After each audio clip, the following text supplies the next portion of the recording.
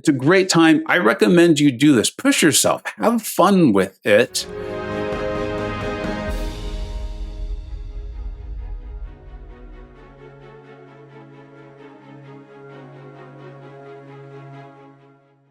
Hey, welcome back to the channel. Okay, so I did stream almost all of it. There were some timeouts there, and we'll go over that too. But we got to Zone 20, me and DLL, we finished it, we accomplished it, and had a ton of fun doing it. Learned a lot though, and I think it's important to share that because there's still time to get this done, this objective done. We also may see it in the game again, and incursions are a good time, and we may see those rewards buffed. And so I think this will be helpful to get that out. So we're gonna go over the absolute, for sure, MVPs of our run. We're gonna go over the hacks, the major and the minor, that made a huge difference. Going to list those out. And then of course, I'm going to go over the things that we're just going to call them the bewares, things to be aware of that I wish I had known going in. And I will definitely take account if I ever choose to do this again. And if they're buffing those rewards, I'm pretty sure I will. All right. The best place to start off, of course, is with the #1 MVP. And it's important. I'm intentionally writing this SIG 200 thing. It's important that he is SIG 200 because as you get to those later rooms, those hits are going to be triggering protect, which means he's not going to be taking damage. In fact, if anything, he's going to be healing up. And we'll go over that a little bit more in the strategy section or the kind of things to be aware of. But that's definitely where I used a lot of units that did not need to be used. It took me a while to get comfortable with the idea. He's just not going to take the damage. Let's take a look at that. Holy cow. Block damage is not good. I accidentally blocked a regular hit with Hyperion, and I lost 4,500 health.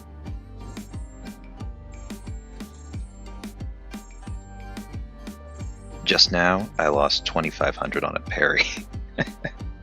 God.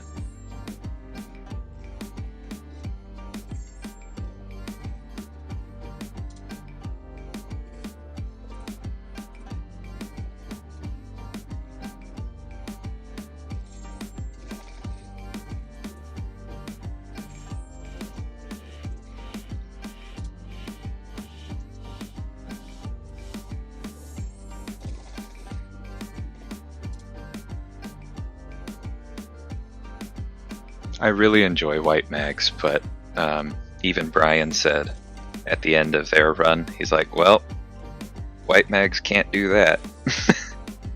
All right, almost as important as that thing, and you can see why he was so important, is the Horseman Archangel. And I am saying Horseman. I don't know if you necessarily have to make him a Horseman, but we're going to take a look at a clip here where his going unblockable, the unstoppable, and then of course that bleed resistance was extremely, extremely important. It will at least save you items, in my opinion. It's a long run. It is tiring. Even if you're a perfect player, you're probably going to make a few mistakes. Take a look at how quickly he takes down this boss and how having him a Horseman saves us definitely some items and probably a death. Right. So I'm still just looking for my unlucky, her lucky, and then making sure parries. Okay. This is actually a much more simple fight than I'm used to against her. It's just going to be the muscle memory part of it. Right. You're going to have to watch tenacity, but that's really the big thing. Yeah.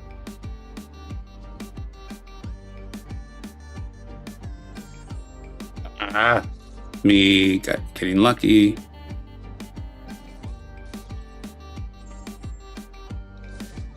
Okay.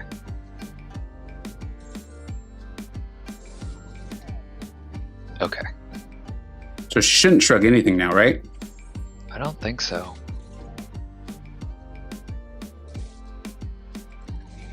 Let's keep those neuros up. Yes, sir. Man, that's ridiculous. Nope. She did, and we had 3 neuros up. Right? Okay. Yeah. Jeez Louise, what was that all about? I don't know, but I let's didn't just bait that out. Yeah. Come on, girl. You know, you get the feeling when they're just not going to, like you can tell. Yeah. That's what I was this just is. about to say I would hit her block if you can. Okay, there we go. Oh wait, you're unblockable.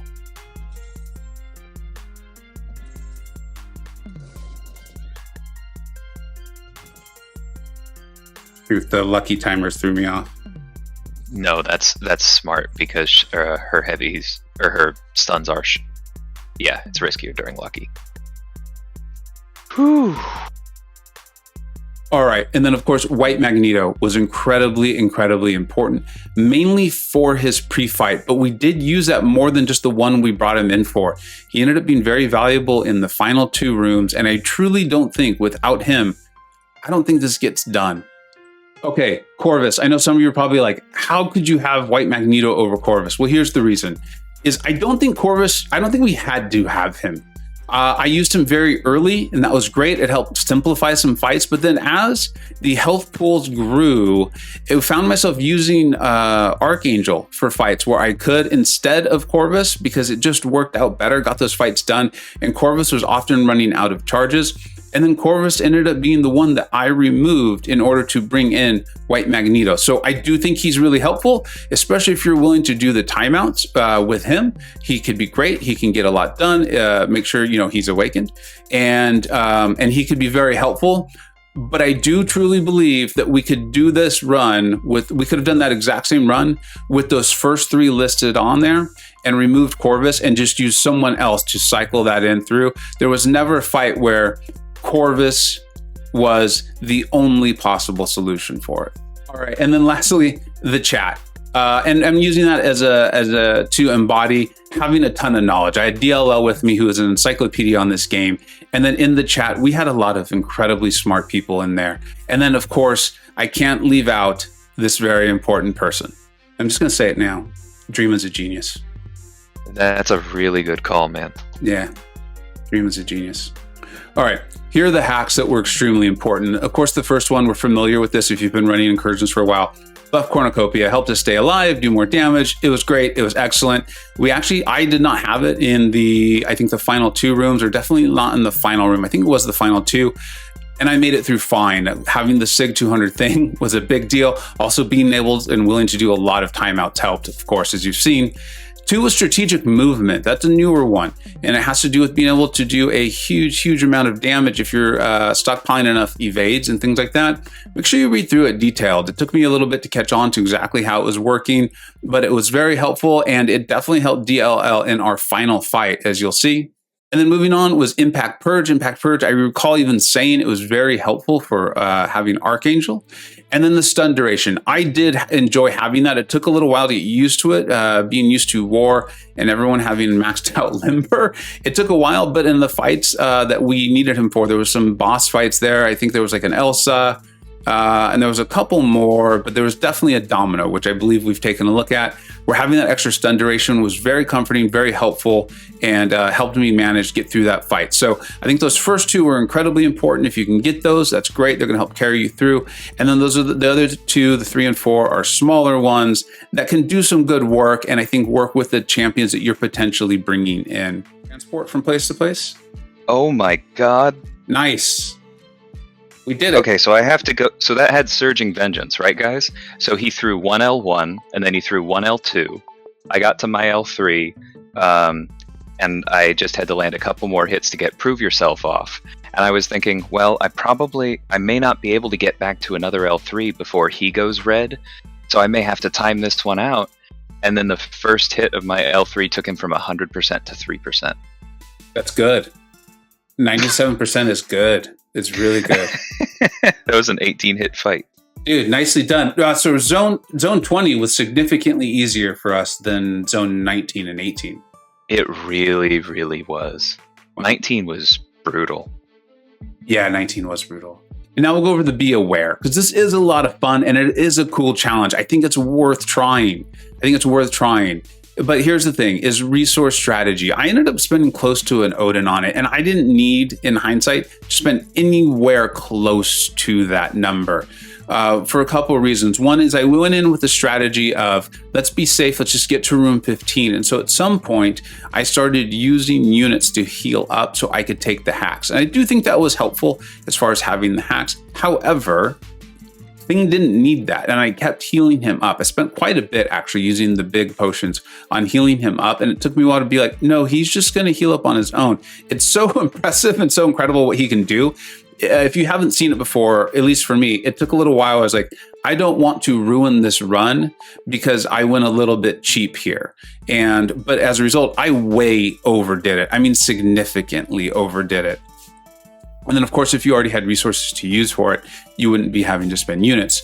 2 is, at least in our run and in other runs that I've heard of, seen, and watched, there ends up being a timer portion where you're needing to time out. We ended up doing this over, I think, 4 streams that probably averaged around an hour and 15, hour and 20 minutes. This takes a significant amount of time, and that does not include the timeouts I had to do with Kingpin, where it was the only way we were going to get through that fight. I spent a significant amount of time in the evening, and then the next morning continuing on those timeouts, and then we ended up having to do timeouts with a Jubilee boss as well too. So without that ability to do that, without that time, this may have ended up being a failed run just because we ran out of time, not because we ran out of resources or our champions were all dead. So keep that in mind. 3, the difference between Horseman and Synergy. This is important just in the game in general, but I think it's going to be very important if you bring this in. There are some champions where it's the actual synergy with Apocalypse that is really important. And as you get through and go to the later rooms, you're probably going to find yourself wanting to remove him. So make sure you've made the champion a Horseman, and make sure that they are getting the main benefit from the Horseman, not the synergy. The 2 champions I can really think of where this could be a real problem if you're going in relying on their synergy is Gambit and Cable. If you remove Horseman, you're removing the synergy, and that is a large part of what you would be relying on in the run itself. So keep that in mind. And then 4 is room difficulty. We even commented on it, and I think I'll probably play a little clip, but if I don't, it is what it is, where room 20 was actually significantly easier than room 19 and probably 18 and 17. But 19 took so much time because of those timeouts, and there was a little bit of concern that maybe we weren't going to be able to get it done. That 20 was just so much easier than those rooms. I mean, not even close. So keep that in mind too. If you end up with a really odd combination or really difficult combination of nodes and defenders in room 15, that doesn't mean that, or let's say 16, that doesn't mean 17 is going to be even harder. So keep that in mind. Go ahead and push yourself and have some fun. Set your limit on what you're willing to use resource-wise, and then just get in there, have some fun, get a partner that you enjoy hanging out with, have a great time. And if you can stream it, or if you can get other people on to help you, it helped us so many times where someone thought of something and that helped us get through that room either quicker or more efficiently. I really think you could do this. Incursions are becoming more and more part of what I want to do in the game. They're extremely fun. You learn a lot from it because you can't always take in the best counter to a node. You can't always take in the best counter. It's a great time. I recommend you do this. Push yourself. Have fun with it. And then if they continue to increase the rewards, or if this event comes back, even better, you can get those 6 stones, which really seem like the most precious resource in the game right now. So I hope you enjoyed this. I hope this was helpful. Thank you so much for watching, and don't hesitate to ask some questions or let me know what you think or what you'd like to see if we ever revisit this, or in the comment section. Thank you so much for watching. Take care.